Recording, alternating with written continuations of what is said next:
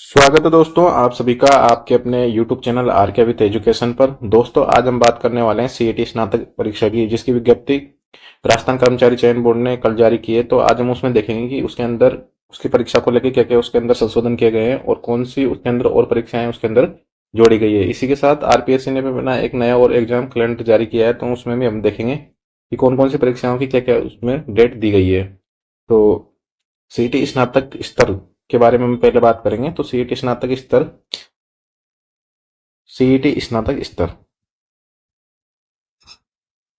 स्नातक स्तर के बारे में बात करेंगे। तो इसका जो प्रश्न पत्र है वो होगा 150 नंबर का। 150 प्रश्न का ये होगा। कुल अंक इसके अंदर होंगे 300 होंगे। इसमें बदलाव क्या किया गया है? इसमें बदलाव ये किया गया है कि पहले इसमें नेगेटिव मार्किंग नहीं थी। नेगेटिव मार्किंग नहीं थी तो एक तो नेगेटिव मार्किंग अब होगी। अब क्या होगी? अब इसके अंदर होगी नेगेटिव मार्किंग। नेगेटिव मार्किंग होगी। होगी 1/3 की। 1/3 की इसके अंदर होगी नेगेटिव मार्किंग। इसके अलावा इसके अंदर पहले 40% का रूल नहीं था। 40% का रूल नहीं था। अब इसके अंदर होगा 40% का नियम। 40% का मतलब हो गया कम से कम किसी भी परीक्षा में उत्तीर्ण होने के लिए। यानी किसी परीक्षा में आपको अगर इसके थ्रू आप बैठते हो तो उसके अंदर आप कम इसमें सीईटी में कम से कम 40% नंबर होने चाहिए। 40% नंबर का मतलब हो गया कि 300 का 40% निकालते हैं। तो 340% हो गया 120। कम से कम 120 नंबर तो आपके होने ही चाहिए, तभी आप सीटी स्नातक स्तर के अंतर्गत जो परीक्षाएं दी गई है उसके अंदर शामिल होने के लिए पात्र होंगे। इसके बाद में जो इन्होंने विस्तृत विज्ञप्ति जो जारी की है उसको हम एक बार देख लेते हैं कि उसके उसमें क्या क्या इन्होंने संशोधन किए हैं। तो देखते हैं अपन, जो कर्मचारी चयन बोर्ड ने विज्ञप्ति जारी की है कल 6/8/2024 को ये जारी की है। और राजस्थान कर्मचारी चयन बोर्ड दुर्गापुरा, तो इसके अंदर दे रखा है बोर्ड द्वारा राजस्थान अधीनस्थ एवं लिपिक वर्गीय सेवाएं समान पात्रता परीक्षा नियम 2022 तथा संशोधित के अंतर्गत निम्नलिखित सेवाओं हेतु समान पात्रता परीक्षा स्नातक स्तर 2024 के लिए निर्धारित प्रपत्र में अभ्यर्थियों से ऑनलाइन आवेदन आमंत्रित किए जाते हैं। अब इसके अंदर कितनी भर्तियां इसके अंदर शामिल की गई है, कितने कितने मतलब उसकी कितने डिपार्टमेंट की इसके अंदर भर्ती शामिल की गई है। तो डिपार्टमेंट इसमें 11 कर दिए गए हैं। 11 डिपार्टमेंट है। पहला है राजस्थान होमगार्ड एवं अधीनस्थ सेवा, तो इसके अंदर जो भर्ती होती है प्लाटून कमांडर की एक भर्ती है। इसके बाद में राजस्थान अभियांत्रिकी एवं अधीनस्थ सिंचाई सेवा, तो इसके अंदर जिलेदार है और पटवारी है। पटवारी की भर्ती पहले इसके अंदर शामिल नहीं थी, तो अब इसके अंदर इसको पटवारी को भी इसके अंदर शामिल कर दिया गया है। उसके बाद में तीसरा दे रखा है इसके अंदर राजस्थान अधीनस्थ लेखा सेवा, तो कनिष्ठ लेखाकार यानी कि एलडीसी वगैरह जो होते हैं उसकी भर्ती भी इसके अंदर होगी। इसके बाद में लेखाकार मतलब एलडीसी नहीं, स्टेटिक्स ऑफिसर जो होते हैं, स्टेटिक ऑफिसर उसको कहते हैं लेखाकार, तो ये कनिष्ठ लेखाकार की भी इसके अंदर भर्ती होगी। और राजस्थान राजस्व लेखा अधीनस्थ तहसीलदार राजस्व लेखाकार इनकी भर्ती इसके अंदर होगी। इसके बाद में राजस्थान महिला एवं अधिकारिता अधीनस्थ सेवा, इसमें कृषि प्रवेशक प्रवेशक महिला अधिकारी है उनकी भर्ती होगी। और राजस्थान एकीकृत बाल विकास अधीनस्थ सेवा, इसके अंदर भी प्रवेशक है। और राजस्थान कारागार अधीनस्थ सेवा उप जेलर और राजस्थान समाज कल्याण अधीनस्थ सेवा छात्रावास अधीक्षक ग्रेड सेकंड, जिसकी परीक्षा होगी। और एक किसमें शामिल हो गया है राजस्थान राजस्व भू अभिलेख भू प्रबंध एवं उपनिवेशन अधीनस्थ सेवा, इसके अंदर पटवारी को शामिल कर लिया गया है। इसके बाद में राजस्थान पंचायती राज, पहले ये भी शामिल नहीं थी, तो ग्राम विकास अधिकारी यानी कि वीडियो को भी इसके अंदर शामिल कर दिया गया है। और राजस्थान राज्य कृषि विपणन कनिष्ठ लेखाकार, इसके अंदर भी यानी कि कुल 11 डिपार्टमेंट हो गए। कितने डिपार्टमेंट हो गए? 11 डिपार्टमेंट और लगभग 11 भर्तियां इसके अंदर शामिल है। 11 जो पद है, पोस्ट है, वो इसके अंदर शामिल कर ली गई है। इसके अलावा इसमें संशोधन क्या क्या किया गया है? तो संशोधन इसमें हुआ है राजस्थान समान पात्रता परीक्षा नियम 2022 के अलावा वाक्य अधिसूचना दिनांक 18/11/2022 के क्रम में राजस्थान राजस्व भू अभिलेख एवं भू प्रबंध रूपन अधीनस्थ सेवा पटवारी, एक तो पटवारी और एक ग्रामीण विकास अधिकारी की सूचना की पंचायत राज सेवा ग्राम विकास अधिकारी एवं राज्य कृषि विभाग, मतलब कि एक तो पटवारी और एक ये क्या नाम से राजस्थान पंचायत राज ग्राम विकास अधिकारी और राज्य कृषि विपणन बोर्ड यानी कनिष्ठ लेखाकार, इन पदों को भी किसमें शामिल कर लिया गया है? इसके अंदर शामिल कर लिया गया है सीईटी स्नातक स्तर में। इसके बाद में हम देखेंगे कि इसके अंदर और क्या परिवर्तन हुए हैं। तो और परिवर्तन में हम देख सकते हैं कि एक ये लिखा हुआ है समान पात्रता परीक्षा में उपस्थित होने के प्रयासों की संख्या के संबंध में कोई निर्बाधन नहीं होगा। मतलब कि ये नहीं कि आप एक ही बार सीईटी का पेपर दे सकते हो। मतलब कि सीईटी का पेपर आप एक से अधिक बार दे सकते हो, जितनी बार भी ये लगेगा।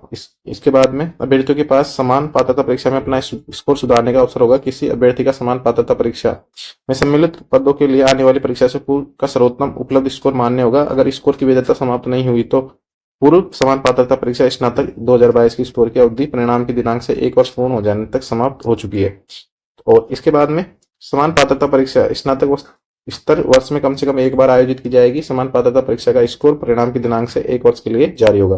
तो ये बात चल रही थी कि इसका जो स्कोर कार्ड है वो 2 साल के लिए वैलिड होगा। 2 साल के लिए स्कोर कार्ड को 2 साल की बात चल रही थी, तो ऐसा नहीं किया गया है और केवल एक ही वर्ष के लिए वो क्या होगा, परिणाम के दिनांक से, यानी कि जिस दिन अपना रिजल्ट आता है सीईटी का, जिस दिन रिजल्ट आएगा उस दिनांक से लेके और अगले 1 साल की वैधता इसके अंदर रहेगी। तो 2 साल नहीं किया गया है, ये 1 साल ही है।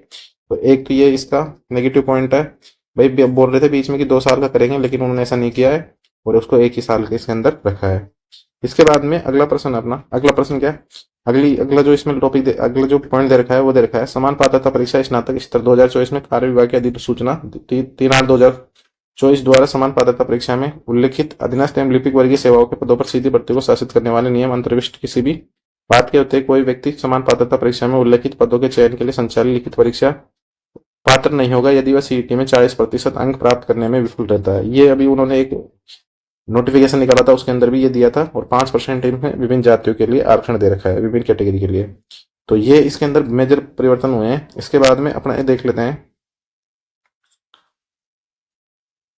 इसके बाद में इसमें किया जाएगा ओटीआर, वन टाइम रजिस्ट्रेशन किया जाएगा। क्या किया जाएगा, फॉरम एप्लीकेशन फॉर्म भरने के लिए जो इसमें सबसे पहले किया जाएगा ओटीआर, वन टाइम रजिस्ट्रेशन। और उसकी जो फीस दे रखी है ये दे रखी है सामान्य और क्रीमिलियर श्रेणी के अन्य पिछड़ा वर्ग, अति पिछड़ा वर्ग आदि के लिए दे रखे हैं 600 रुपये। राजस्थान के नॉन क्रीमिलियर पिछड़ा वर्ग, अति पिछड़ा वर्ग एवं आर्थिक रूप से कमजोर यानी ईडब्ल्यूएस वगैरह के लिए दे रखे हैं 400 रुपये। और समस्त जो दिव्यांग जन है उनके लिए भी 400 रुपये दे रखे हैं। तो ये ओटीआर करवाना पड़ेगा सबसे पहले। ओटीआर करने के बाद में ये फॉर्म भरा जा सकेगा। इसके बाद में अगला जो दे रखा है इसके अंदर समान पात्रता परीक्षा स्तर के अंतर्गत विभागों के पदों के नाम एवं विवरण। तो ये भी पहले भी दे रखा था और ये वही है। गृह रक्षा विभाग में प्लाटून कमांडर, जल संसाधन में जिलेदार और पटवारी, और कनिष्ठ लेखाकार में कनिष्ठ लेखाकार हो गया, राजस्व मंडल में हो गया तहसील राजस्व लेखाकार, महिला अधिकारिता में पर्यवेक्षक महिला अधिकारिता, समेकित बाल विकास सेवाएं पर्यवेक्षक, कारागार विभाग में उप जेलर, सामाजिक न्याय एवं अधिकारिता विभाग छात्रावास अधीक्षक ग्रेड 2 और राजस्व मंडल में पटवारी हो गया। और राजस्थान पंचायती राज विभाग में ग्राम विकास अधिकारी हो गया। राजस्थान राज्य कृषि विपणन बोर्ड में हो गया कनिष्ठ लेखाकार।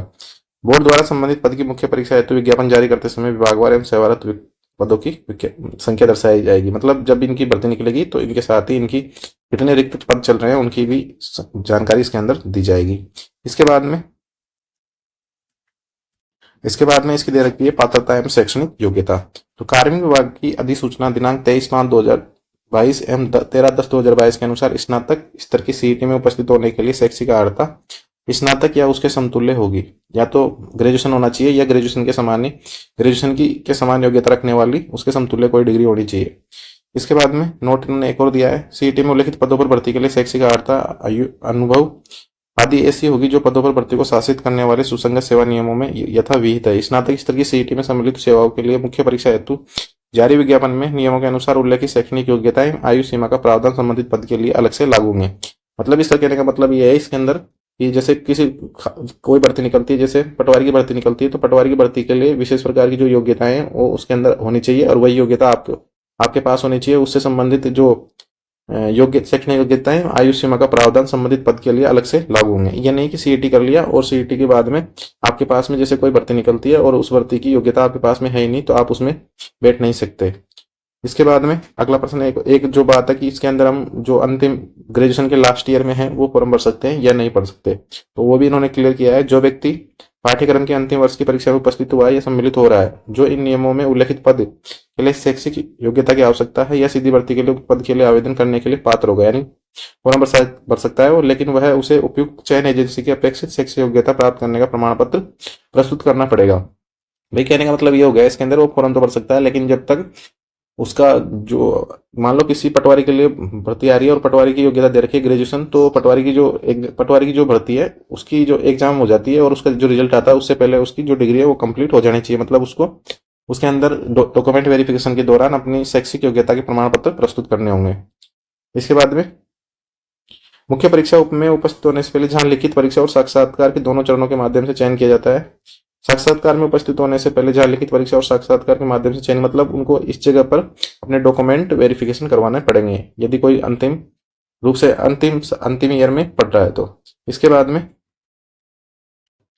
इसके बाद में जो आयु का जो इन्होंने प्रावधान किया है वो प्रावधान में क्या क्या है, तो आवेदक समान पात्रता परीक्षा स्नातक स्तर के लिए 1 जनवरी 2025 को 18 वर्ष की आयु पूर्ण कर चुका हो तथा 40 वर्ष का नहीं हुआ हो, और जो अपनी अलग अलग से जो कैटेगरी है उनमें जो जो 5 साल की, कोई इसमें 6 साल की, वो जो कैटेगरी अनुसार जो छूट दी गई है वो छूट इसमें भी लागू होगी।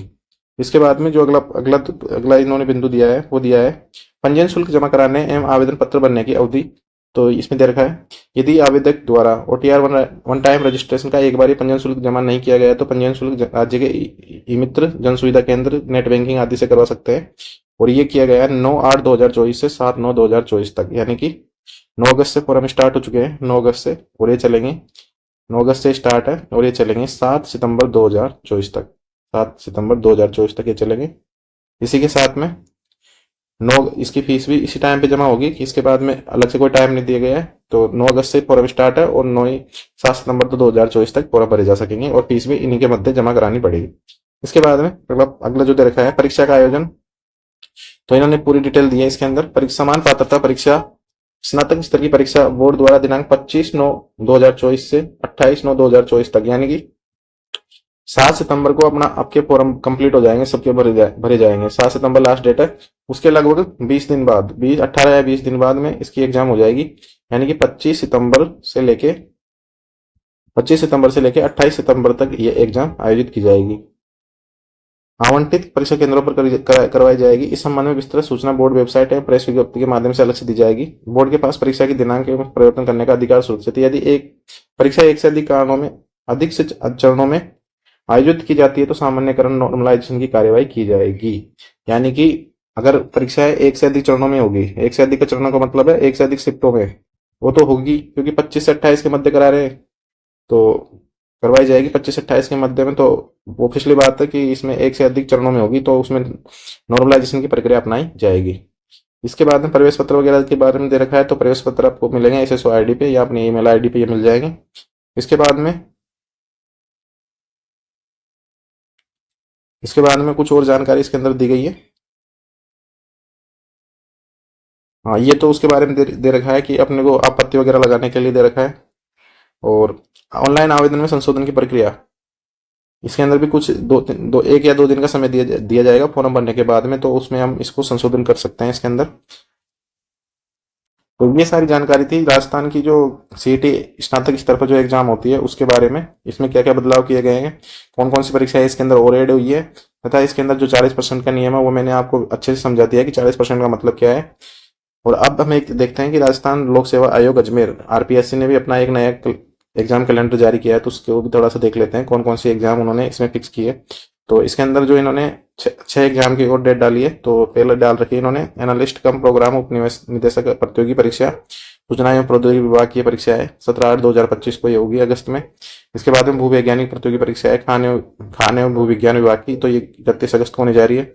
इसके बाद में संरक्षण अधिकारी की जो परीक्षा है ये सब 2025 की एग्जाम है। किसकी परीक्षा एग्जाम है? 2025 में होने वाली एग्जाम है, जो फॉर्म अभी चल रहे थे। इनमें ज्यादा पद इसके अंदर नहीं है, किसी किसी में 50 पद है, किसी में 40 पद है। तो उन एग्जाम उनकी जो परीक्षा है ये 2025 में होगी और लगभग 1 साल पहले ही आरपीएससी ने अपना एग्जाम कैलेंडर जारी कर दिया गया है। संरक्षण अधिकारी की जो प्रतियोगी परीक्षा है महिला एवं बाल विकास अधिकारी विभाग में ये 7 सितंबर 2025 को होगी। सहायक अभियंता संयुक्त प्रतियोगी प्रारंभिक परीक्षा सिविल इलेक्ट्रिकल मैकेनिकल ये भी 28 जो सितंबर है उसको होगी। सहायक सांख्यिकी अधिकारी प्रतियोगी परीक्षा 2024 12/10/2025 को। उक्त परीक्षाओं का विस्तृत कार्यक्रम यथा समय जारी किया जाएगा। तो इनसे एक बात और निकल के सामने आ रही है कि जो लोग फर्स्ट ग्रेड और सेकंड ग्रेड की वैकेंसी का, जो टीचर की वैकेंसी का जो इंतजार कर रहे हैं, हो सकता है उनका इंतजार थोड़ा और लंबा देखने को मिले, क्योंकि इन्होंने इन्होंने जो इन्होंने जो सितंबर तक की तो इन्होंने एग्जाम कैलेंडर डाल दिया है, तो इसके अंदर तो इनकी कहीं परीक्षाओं का कहीं उल्लेख नहीं किया गया है, तो हो सकता है इनके बाद में हो सकता है इनके बाद में इन परीक्षाओं का आयोजन किया जाए। तो लगभग एक साल तो अपने पास में है, लगभग अभी एक साल है अभी फर्स्ट ग्रेड या सेकंड ग्रेड का पेपर होने में। हो सकता है वैकेंसी दिसंबर तक निकाल दें और पेपर आपका लिया जाए लगभग अक्टूबर नवंबर में 2025 में।